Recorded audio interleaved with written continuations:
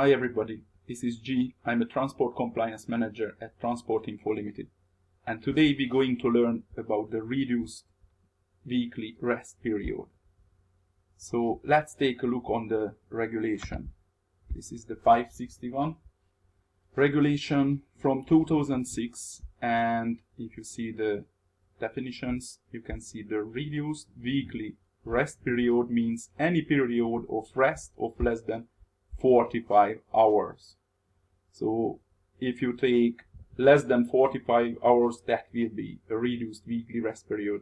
Even if you take 44 hours and 59 minutes, that will be a reduced weekly rest period.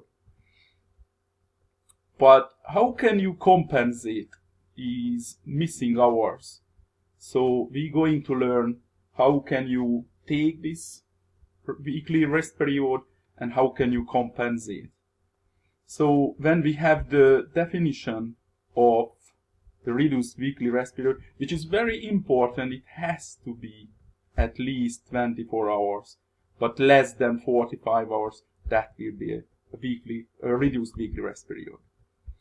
But if we take a look on the other part of the regulation, which is Article 6, in any 2 consecutive weeks, a driver shall take at least, of course, 2 regular, which is at least 45 hours weekly rest periods, or 1 regular rest period and 1 reduced weekly rest period of at least 24 hours.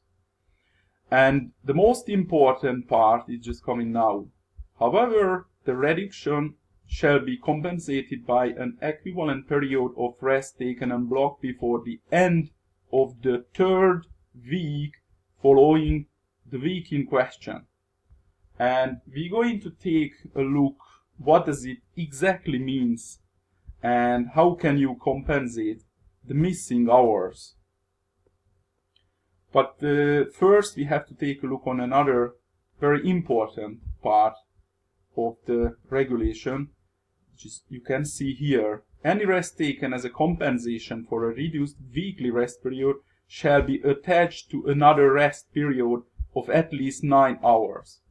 So that means if you want to compensate the missing hours from your regular weekly rest period, because you just took a short so-called reduced weekly rest and you want to compensate those hours, so you have to add back those hours. You can attach these hours to a rest period of at least 9 hours. That means 9 hours that's your reduced daily rest period. So if you want, let me give you an example. If you took, like on the previous weekend, you just took only 40 hours instead of 45 hours. So you took a reduced weekly rest period. And that means you have to compensate, you have to add back these hours somewhere, somehow. And you have the chance to attach the missing, of course, in this example, the number of the missing hours 5, because you took 40 hours break only. So we're missing 5 hours and we have to add these hours. And you have the chance to add these hours to a daily rest period. Like if you want to take a 9 hours break, you can add the missing hours anytime actually. You can just pick one day and instead of taking 9 hours, you can take 9 plus 5, which is 14 hours. So you have the chance to take 14 hours and finally you can compensate the missing hours from your weekly rest period. But what does it mean before the end of the 3rd week following the week in question? It's a little bit confusing. So if we go to the trace, if you don't know what does it mean trace, you can see my previous videos. The trace, that's the official explanation of the regulation of 561.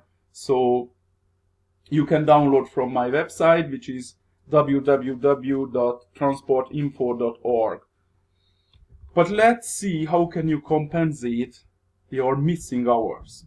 So if you see the picture here, your reduced weekly rest was taken on Saturday. So you're just finishing the week here.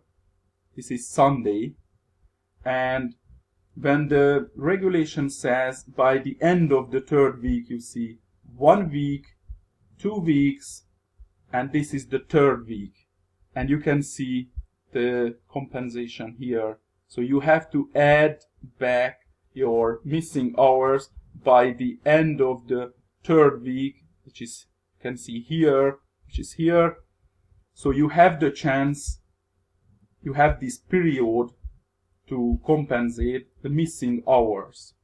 So even, as I said before in my example, if you took only 40 hours here instead of 45 hours, you have 5 missing hours, and you have the chance to compensate those 5 hours during these weeks.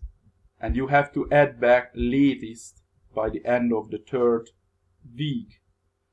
And as I said before, you can add to a single daily rest period, which is 9 hours, so you can take 9 plus 5 instead of the 9. So, or also you have the chance to add to a weekly rest period. Like if you take 45 here, but you have the chance to take 50 hours because you have a long weekend and you have to add back these missing 5 hours, you can add to this weekly rest period. And if you take 50 hours here, your previous reduced weekly rest period is just done. I mean, the missing hours just done, compensated, finished. You can keep going. So that's it for now. And if you have any question regarding to 561 regulation, or any driving hours, or working time problems, or ADR regulation, you can leave a comment. Of course, you can subscribe, you can follow us, and if you have any question, you can just leave a comment, and we try to answer it. So, guys, thanks for watching, and see you in the next video.